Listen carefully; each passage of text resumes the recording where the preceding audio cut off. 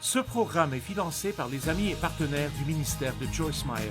Vous devez commencer à penser et dire la bonne chose avant que la bonne chose ne vous arrive. Une fois de plus, vous devez être prêt à dire et penser la bonne chose avant que la bonne chose ne commence à vous arriver.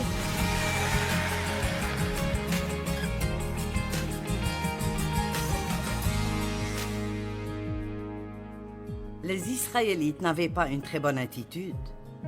Donc parlons une minute à propos de certaines des mauvaises pensées et des attitudes qu'ils avaient. La première dont je veux parler est celle qui dit que mon avenir est basé sur mon passé et mon présent. Mauvaise façon de penser. Mon avenir est basé sur mon passé et mon présent. Les gens ne peuvent pas voir plus loin que là où ils sont. Vous devez pouvoir voir avec les yeux de la foi. Vous devez voir les choses dans votre cœur que vous ne pouvez pas encore voir avec vos yeux naturels. Et vous ne les voyez pas dans vos circonstances, mais vous les voyez dans votre cœur. La Bible dit que Jésus n'a pas jugé d'après ce qu'il voit, ni d'après ce qu'il entend. Ésaïe 11:3. Il n'a pas pris de décision d'après ce qu'il a vu, mais en se basant sur les promesses de Dieu et ce qui était dans son cœur. La bonne façon de penser dit « Je regarderai en avant parce que quelque chose de bien arrivera avec moi. » La mauvaise façon de penser dit « Rien ne changera jamais. Tout sera tout comme ça l'était toujours. » Mais vous pouvez changer cette façon de penser ce soir. Vous n'avez pas besoin d'attendre. Vous pouvez penser ce que vous voulez penser. Vous n'avez pas besoin de penser à tout ce qui vous passe par la tête. C'est pour cela que nous avons ce livre pour nous dire ce qui est bon et ce qui est mauvais. Et donc, quand vous aurez une pensée disant « c'est trop tard pour vous », ce n'est pas une pensée que vous trouverez dans ce livre. Ou la prochaine fois où vous avez la pensée « tu n'es pas bon », tout ce que tu es n'est qu'un désastre, tu ne fais jamais rien comme il faut, eh bien c'est un mensonge. Parce que la Bible dit que vous êtes précieux, vous êtes spéciaux, vous êtes créés à son image. Il a un bon plan pour vous. Allez.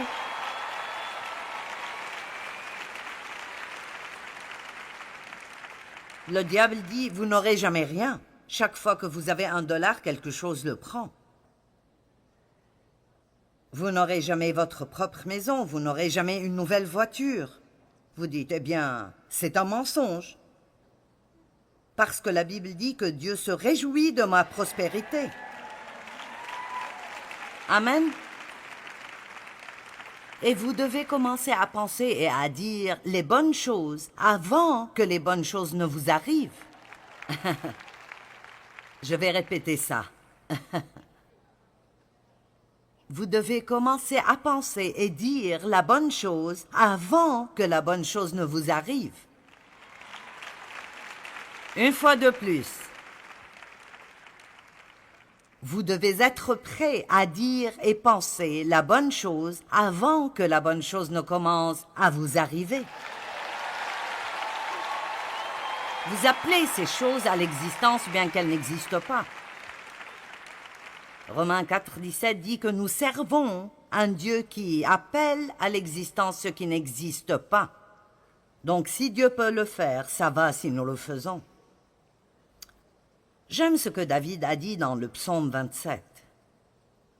« Oh, si je n'avais pas l'assurance d'expérimenter la bonté de l'Éternel au pays des vivants. » Je suis heureuse qu'ils ne disent pas « Oh, si je n'avais pas cru que je verrais de bonnes choses arriver quand j'irai au ciel. » Nous allons voir de bonnes choses quand nous irons au ciel, mais nous n'avons pas à attendre jusqu'alors.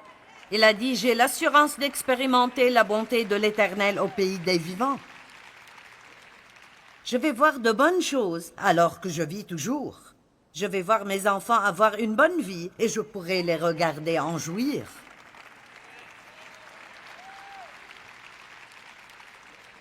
Je vais lire 3 groupes de versets que les Israélites disaient. Et ils ont toujours fait cela quand les choses étaient difficiles.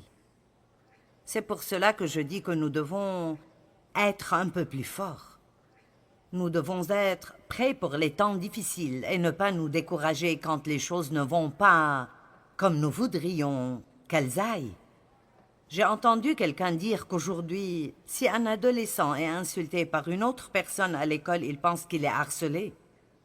Maintenant, il y a du véritable harcèlement qui arrive et c'est mauvais, mais à chaque fois que quelqu'un vous vexe, il y avait des gens à l'école qui ne m'aimaient pas. Il y avait des gens qui parlaient de moi. J'ai survécu. Allez!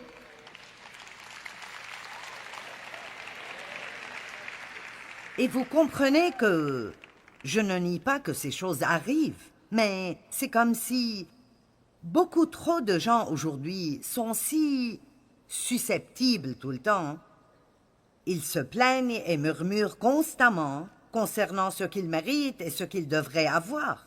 Mais voici l'essentiel. Nous méritons de mourir et d'aller en enfer. Nous ne méritons rien sans la grâce et la miséricorde de Dieu.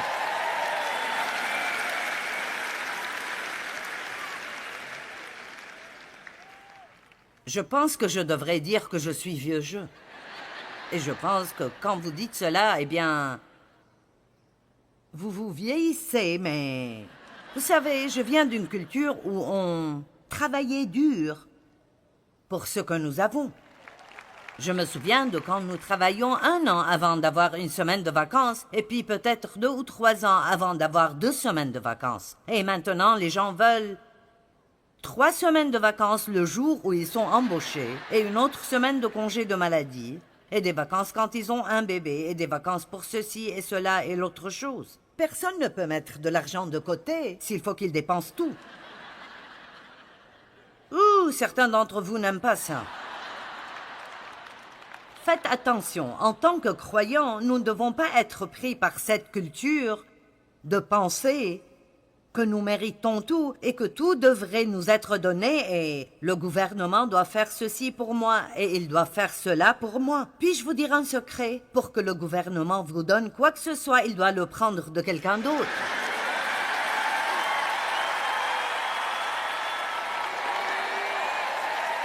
Ils n'ont pas leur propre argent, ils ont le vôtre et le mien.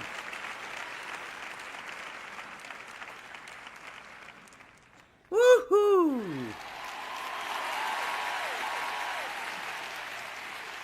Amen. J'ai regardé un enseignement d'une fille qui a eu une embolie et qui a une chaise roulante et elle est toujours en train de servir les gens. Un côté de son visage est toujours paralysé et elle a enseigné sur la bonne vie difficile. Et elle a dit, les gens pensent, soit elle est bonne, soit elle est difficile. Mais la vie peut être bonne et difficile.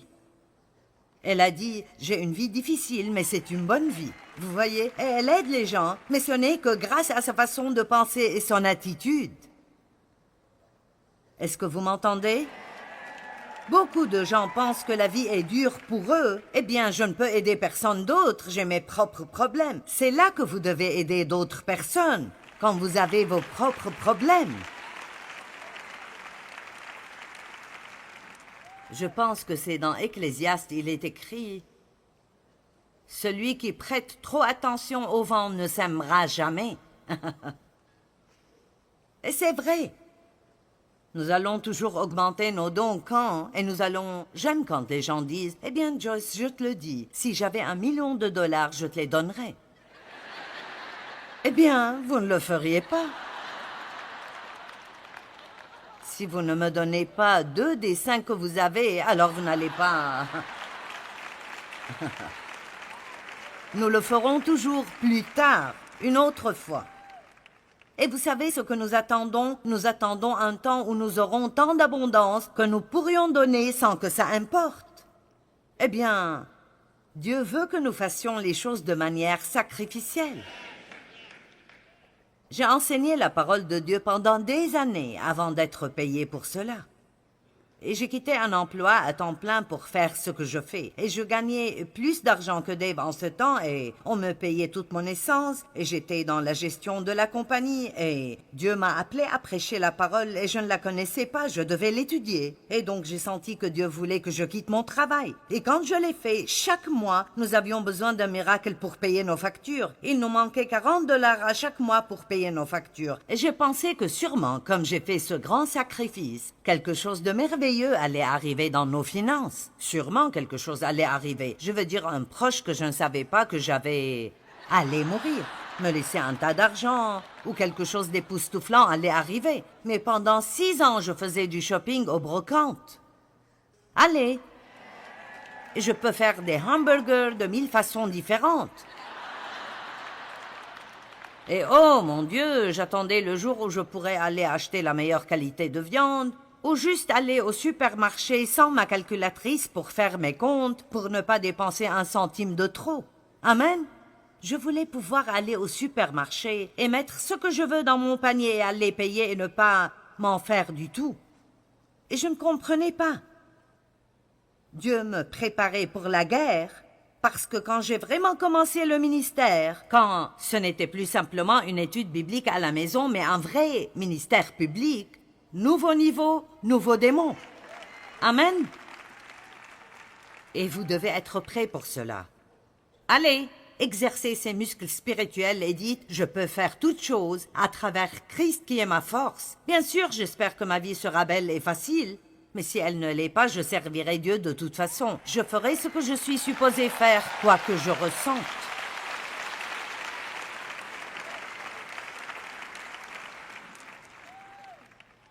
Donc, l'attitude des Israélites. Je n'avance pas beaucoup dans mon sujet, n'est-ce pas? Nombre 14:2. Tous les Israélites critiquèrent Moïse et Aaron, et toute la communauté leur dit « Si seulement nous étions morts en Égypte, ou du moins dans ce désert. » Remarquez combien de fois ils ont dit qu'ils auraient aimé être morts. Si seulement nous étions morts. Nous avons tous ces problèmes, ce serait mieux d'être morts. Pourquoi l'Éternel veut-il nous mener dans ce pays-là où nous tomberons par l'épée, où nos femmes et nos enfants deviendront une proie? Ce serait mieux de retourner en Égypte. Dès que les choses étaient devenues difficiles, ils ont voulu retourner. Combien de personnes acceptent Christ? Ou au moins, c'est ce qu'ils semblent faire, parce qu'ils pensent qu'il résoudra leurs problèmes. Et quand la vie devient un peu dure, ils retournent à la même vie qu'ils vivaient avant. Ce n'est pas ce que vous voulez faire. Vous devez vous tenir ferme jusqu'à ce que vous sortiez de ces endroits sombres dans la lumière et dans la victoire.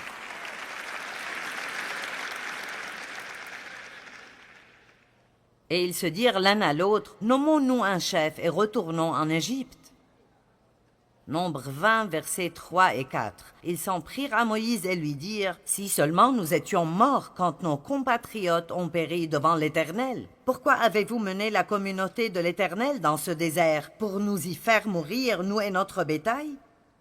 Pouvez-vous imaginer passer 40 ans à diriger 6 millions de personnes avec cette attitude? Ouh! Et vous pensez avoir des problèmes avec un adolescent? Allez, combien d'entre vous ont un adolescent et vous pensez qu'il va vous rendre absolument fou? Eh bien, je vous le dis, quand j'ai commencé le ministère, quand je l'ai commencé, j'avais 3 adolescents et un bébé.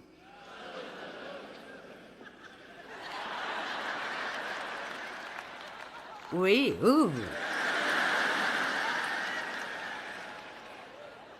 Maintenant, ce petit bébé que je mettais sur mes genoux partout où j'allais est le directeur de tous nos ministères ici.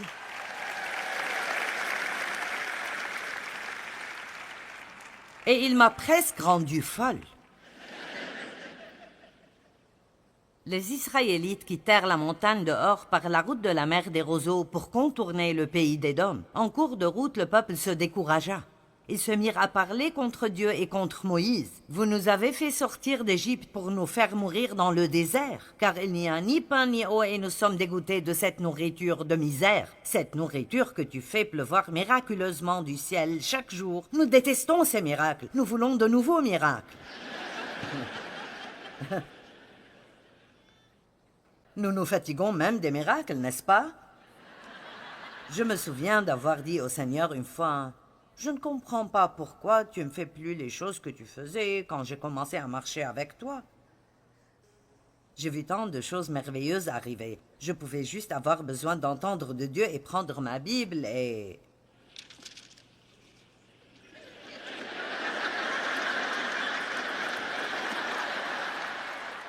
Et je recevais les réponses les plus merveilleuses, et même Dave était impressionné de temps en temps. Mais ceci ne dure pas pour toujours. Qu'est-ce qui arrive si vous dites « Dieu, j'ai besoin que tu me montres ce qui ne va pas. » « Malheur à toi, misérable pécheur. » Oh, attendez.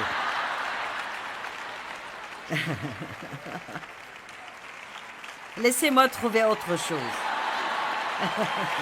Combien d'entre vous font ça? Vous faites...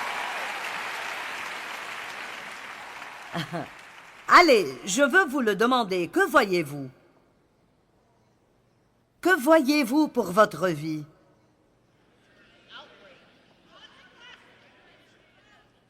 Est-ce que vous voyez de bonnes choses? Pouvez-vous fermer les yeux et voir de bonnes choses?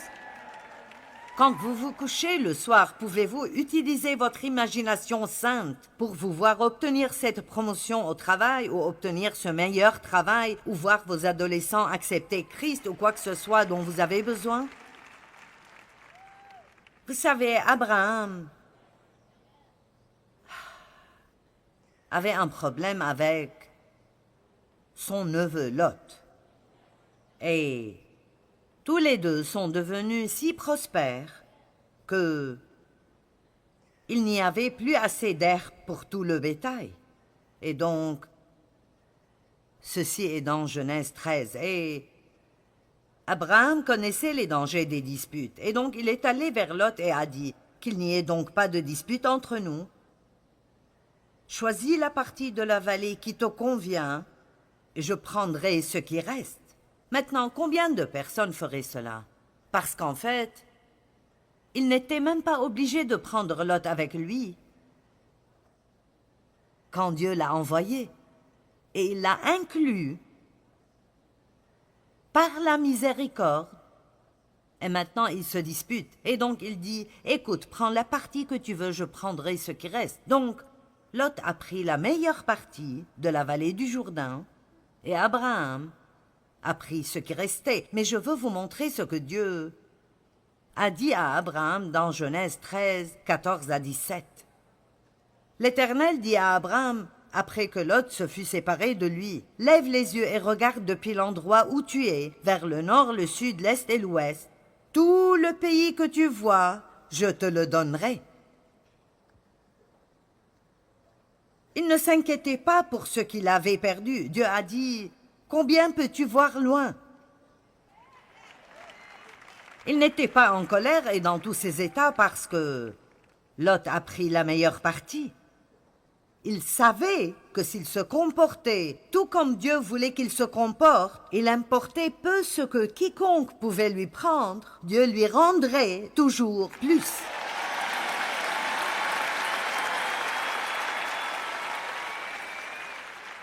Je veux m'assurer que vous comprenez ce que j'ai dit, parce que certains d'entre vous vivent avec un cœur plein d'amertume. Et vous êtes en colère parce que vous n'avez pas eu ce que vous pensiez que vous méritez, ou votre patron ou vos amis vous ont maltraité, votre époux ne vous a pas bien traité, et vous vous sentez juste bloqué et vous sentez que votre âme est comme un désert. Mais aujourd'hui, vous pouvez avoir une nouvelle attitude.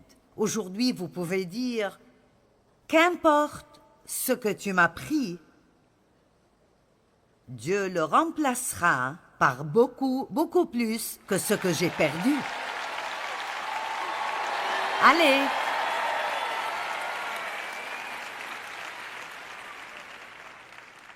Et puis Dieu vous dira, que pouvez-vous voir? Tout ce que vous voyez, je vous le donne. Car il est écrit, 1 Corinthiens 2,9, ce que l'œil n'a pas vu et que l'oreille n'a pas entendu, ce que l'esprit humain n'a jamais soupçonné, mais que Dieu tient en réserve pour ceux qui l'aiment. Amen.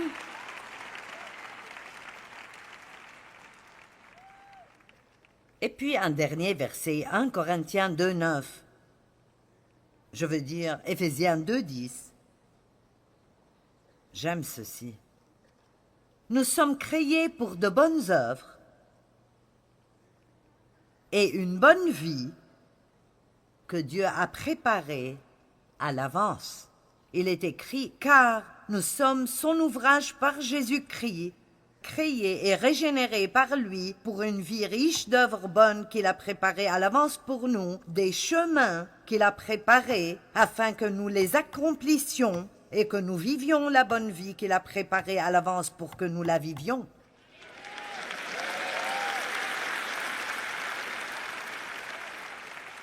Donc laissez-moi vous dire que quoi que vous aviez, ou quoi que vous ayez maintenant, Dieu a déjà préparé à l'avance une bonne vie pour vous, et il a préparé un chemin, et remarquez bien que nous sommes supposés le suivre. Dieu a préparé toutes choses, mais nous devons marcher. Il nous tient la main et nous marchons. Et parfois, vous devrez marcher dans des endroits difficiles. Parfois, vous devez marcher à travers de la maltraitance. Vous devrez marcher à travers de l'injustice. Et plus ça fait mal, plus vous devrez crier « Dieu est bon ». Et quelque chose de bon arrivera sûrement avec moi dans ma vie. Allez, donnez gloire à Dieu.